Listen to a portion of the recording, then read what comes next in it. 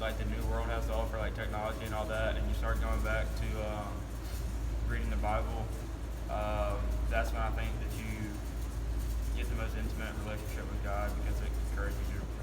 It makes you pray more just because you're thinking about God more. And I think reading the Bible and praying are two of the best ways to keep your faith strong.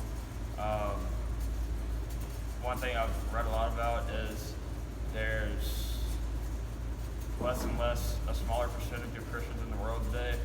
And I think that's because we get so distracted and nobody reads their Bible anymore. If you're not reading the Bible, then you're not learning about what Jesus did and what God's done for us.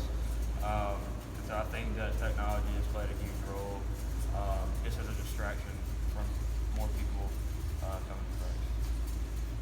So all that to say, put your phone up for like 5 minutes and read something in the Bible. Maybe some red words if you feel led to. That anything will help. I can go. So in high school, Trey, I've always been a Christian and everything since I've been growing up. So in high school it was kind of the same, but then after ninth grade it kind of got hard for me socially because friends were all different and everything. So pretty much my relationship got super close when I had a time with really really close friends, which was weird because I've always had a best friend until like ninth grade. And then so I pretty much, my prayers are really conversational, so that's how my faith got close to him, is because I could just be anywhere and then all of a sudden just say a prayer and know that he's listening to it, no matter how small or big my concern may be compared to someone else's. It's not about how big or small your concerns are. It's pretty much just the fact that you are making the effort to talk with him and reach out to him. And so in high school, just having socially, it's kind of been tough. And so now that I finally made it to the end and I have something to look forward to in college, I'm really excited about that. But I am not as good about reading my Bible as Trey, so I do recommend that. I want to try to pick that up. I have a little Bible app. I get the notification, so that's pretty good. You can do that. It's really easy. It gives you a verse a day. So that's what you can do to add on to Trey. But just have conversations with him, talk to him, pray, and that's really what made my relationship really strong. Yeah, sort of the same as them too. I've been a Christian my whole life. I've been going to church since I can remember and everything. And Trey said he started, religiously reading his Bible in 10th grade. I started a little bit last year, and I can say that it really does, help with learning what Jesus did for us and everything, and furthering your education and your knowing about Christ and all that.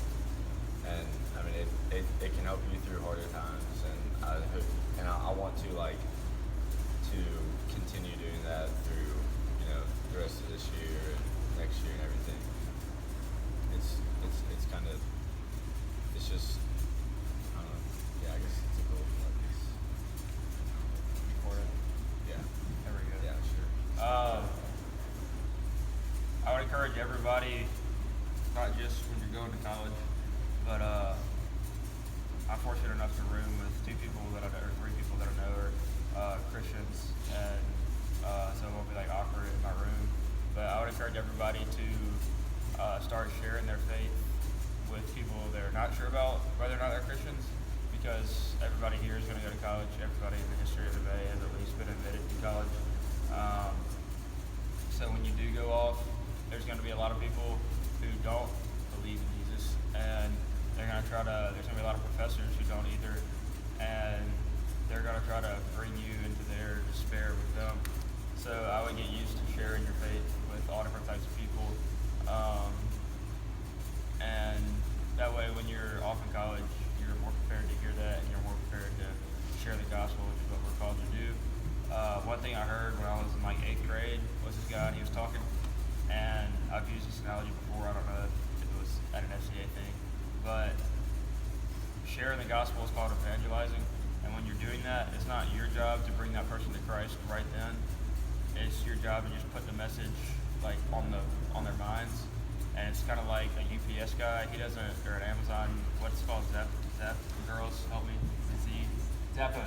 There's people that work there. They don't come in and put the shoes on your feet. They just get the people to drop them off at the door, and it's your job to put the shoes on your feet and make sure they fit and walk around them and do all that stuff. So don't be scared if the person's it's all right, but I didn't do that's not your job to bring them all the way on that, like right in that moment. It's just your job to introduce them to Christ. And like what Trey was talking about in college, I know you all have a long time until college, and it's pretty far off for y'all, not Lee.